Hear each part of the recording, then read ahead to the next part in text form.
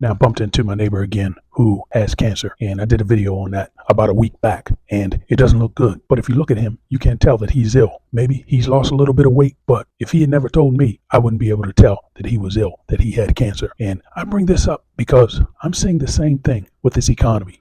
As you drive around, and you can go anywhere in this country, and the steakhouses, they're packed. They're packed to the gills. The drive-thrus, they wrap around the building, and this is from 8 a.m. to midnight in many places in this country. So you would never know that the economy is hurting on the inside. There's a cancer, and that cancer is debt. Now, if I wasn't in the financial world and I wasn't following the financial news, and someone asked me how this economy was doing, I would say it's doing great, because everywhere I go, it's packed to the gills. But again, we're seeing news stories that tell a different story. Now, news yesterday out of Bloomberg that 43% of small businesses were unable to pay their rent last month. And that's almost half. So think about that. We have many Americans, 8 million Americans, 8 million households that are behind on their rent. And we have even more businesses behind on their rent. And you tack on 20 million households behind on their electricity bill, 5,000 individuals getting their cars repoed every day, 3.5% of all credit card accounts are more than 30 days delinquent, and the layoffs, they keep coming. The factories, they keep closing. And again,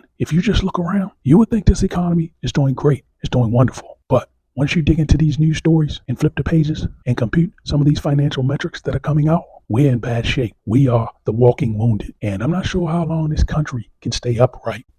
Now let's talk about bankruptcies, because there have been a slew of bankruptcies in the last few months, and that trend is only going to get worse. Now, some of the bankruptcies that we're seeing are not names that you hear every day, but the ramifications are big. And just this morning, Stewart Health has filed for bankruptcy, Chapter 11. Now, this company operates about 33 community hospitals within 9 states, and they've been struggling with liquidity in the last few months. Now, these hospitals, they'll continue operating, but it just shows you the financial strain and stress that's happening. And at some point, you're going to see a reduction of workers. You're going to see a reduction of services across the board. There are going to be reductions. Now, we also saw the energy storage and battery company, Ambri. They filed for Chapter 11 bankruptcy, and you're going to see a headcount reduction there. Now, we have Rue 21, teenage clothing retailer, filed for bankruptcy, and they're closing all their stores and laying off workers. Now, that's over 500 stores and over 6,000 employees, and it doesn't stop there. There are 2 or 3 bankruptcies happening each day, and many of those are Chapter 11. On the other end of the spectrum, that means the debt holders, someone isn't going to get paid, or they're going to get less pennies on the dollar than what they thought. And in the end, you're going to see a reduction. You're going to see a smaller footprint of workers here in the U.S. And you tack that on with the physicality, the non-healthiness of Americans,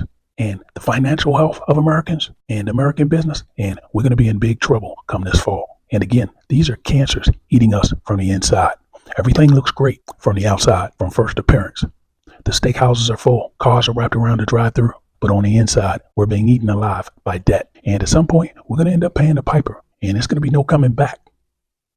Now, Wendy's has announced that they're shutting down 100 restaurants in America nationwide this year. And what does that tell you at the fast food joints if they're closing up? And about a month ago, we had a 99-cent store chain close up. These are lower income staples. And if they're not making it, what does that say for the rest of America? We're in trouble, folks.